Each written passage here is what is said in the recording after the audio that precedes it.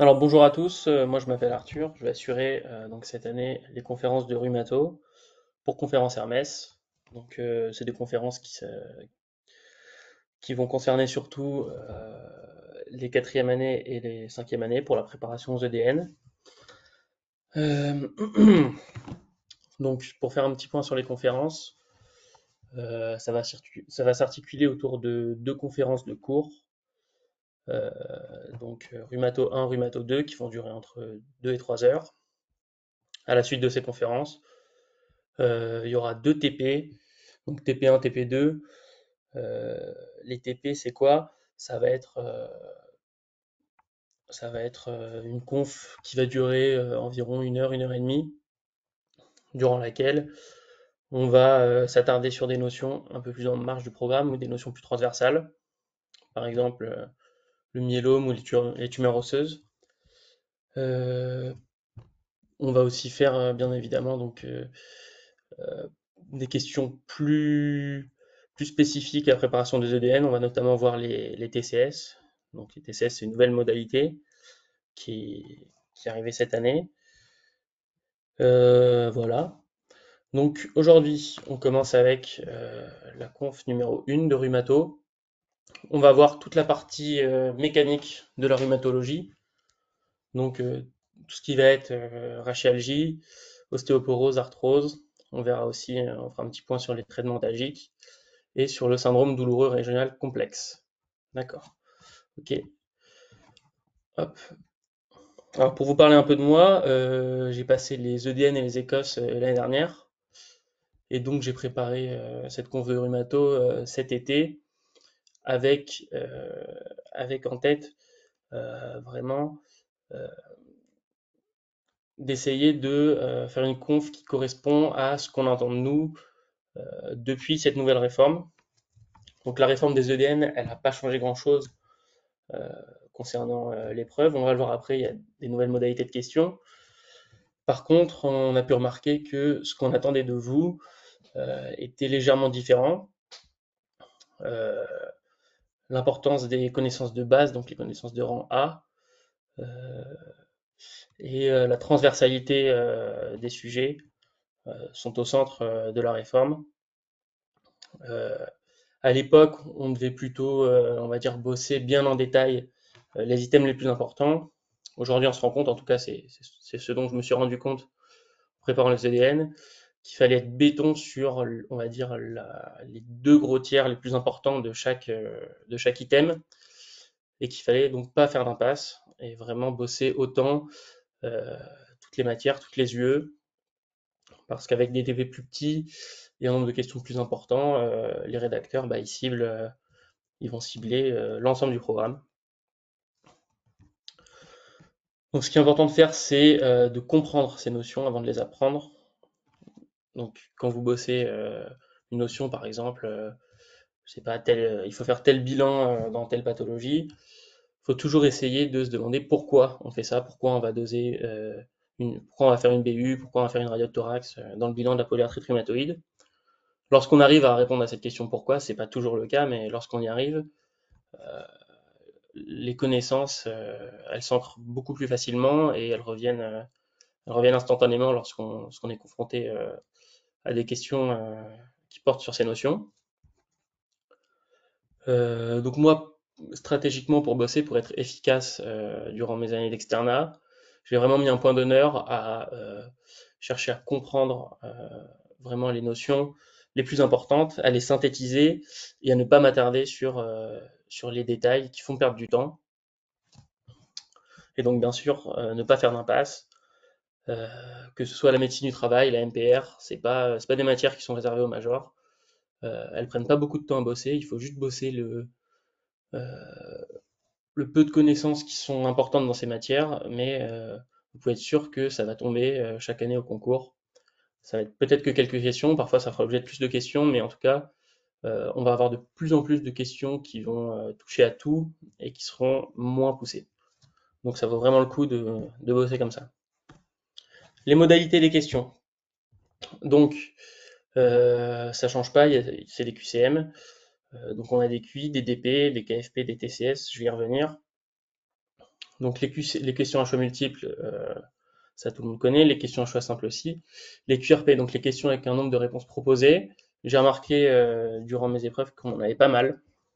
Donc c'est des questions où, on va dire, parmi ces 5 propositions, choisissez les deux propositions exactes. Ça, c'est les QRP courts. Les QRP longs, vous allez avoir une liste de 10 à 20 propositions. C'est pareil, il y aura un certain nombre de propositions exactes qui sera renseigné. Et donc votre note, ça sera tout simplement le nombre de réponses attendues, enfin le nombre de réponses bonnes que vous avez cochées divisé par le nombre de réponses attendues. Si vous cochez 8 sur les 10 réponses bonnes, vous allez avoir 0,8 à la question. Les QROC, c'est les questions rédactionnelles. Les zones à pointer, ça à mon avis, il n'y en aura pas beaucoup parce que ça, enfin, en tout cas pour nos épreuves, ça avait fait cracher un peu la plateforme. Les dossiers progressifs, par rapport à l'ancienne réforme, les dossiers ils sont beaucoup plus petits, ils sont entre 3 à 8 questions. Franchement, il n'y en avait pas beaucoup qui faisaient 8 questions. Donc, qu'est-ce que ça veut dire? Ça veut dire que pour un item donné ou pour une notion donnée, euh, les rédacteurs ils vont aller moins loin dans les détails, ils ont moins de questions, donc ils vont taper dans les choses évidentes. C'est pour ça que c'est très intéressant de bosser en priorité le rang A, le rang B évidemment aussi, mais vraiment d'avoir la base minimale pour répondre aux questions. Les KFP, donc ça va être des dossiers de 3 à 4 questions dans lesquels on va avoir des QROC et des QRP. Ça va être comme des petits DP, mais dans une situation un peu plus réelle, où il faudra un petit peu plus réfléchir avec moins de questions de cours.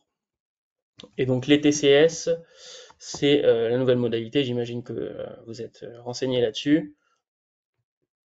On en fera pas mal dans le TP1 de Rhumato, donc ça va être tout simplement, en fait, on va vous donner un énoncé avec une hypothèse et on vous demandera l'influence d'une information sur cette hypothèse. Et donc à chaque fois, ça va être le même énoncé, la même hypothèse pour 3 questions et on vous donnera une information différente.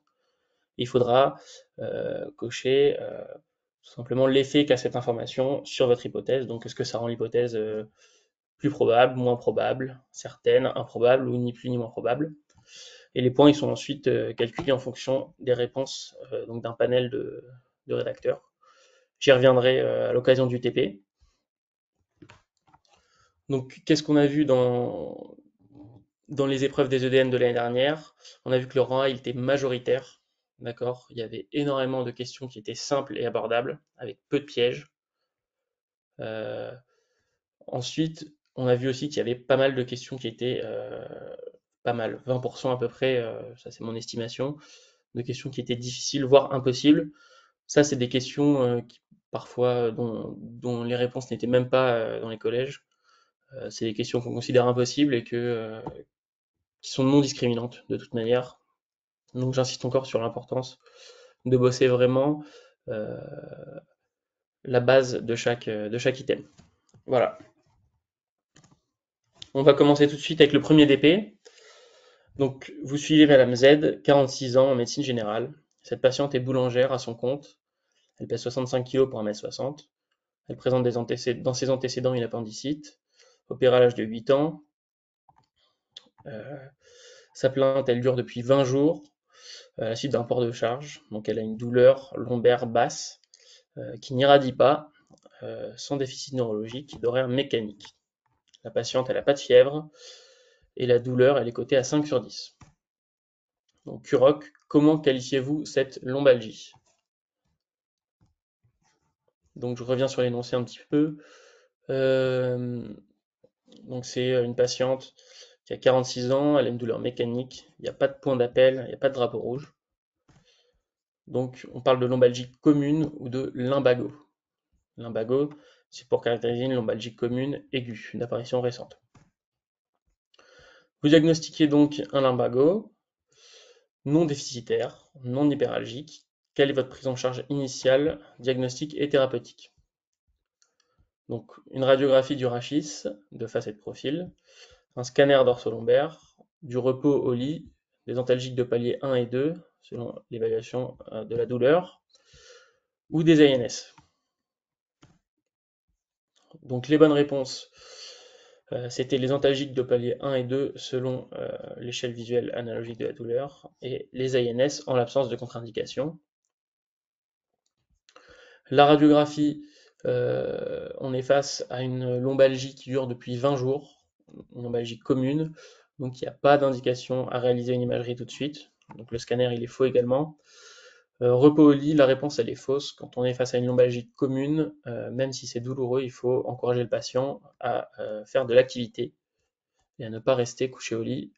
Sinon, ça risque d'aggraver la douleur et d'ancrer cette douleur dans le temps. Donc un petit point sur les lombalgies.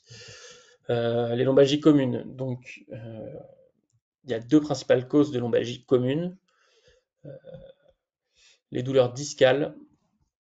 Donc ça survient chez des patients plutôt jeunes, entre 20 et 60 ans. Il y a souvent des antécédents de douleurs similaires. Donc typiquement, c'est le patient qui a le dos bloqué, qui a déjà eu des lumbagos plusieurs fois. C'est une douleur donc qui est brutale, déclenchée par un effort ou un traumatisme. Le cas typique que vous aurez en DP, ce sera tout simplement le port de charge, comme j'ai mis dans ce DP, le boulanger qui va porter son sac de farine de 20 kg. Voilà. C'est une douleur assis. Pourquoi une douleur assis? Parce que tout simplement, quand on est assis, on met vraiment une pression qui va être longitudinale sur le rachis, et ça va aggraver la douleur. C'est une douleur qui est dans un mécanique, évidemment. La douleur, elle est impulsive, elle est médiane, on parle de poinçonnette, c'est-à-dire quand on va appuyer sur les différentes épineuses, à l'étage où se situe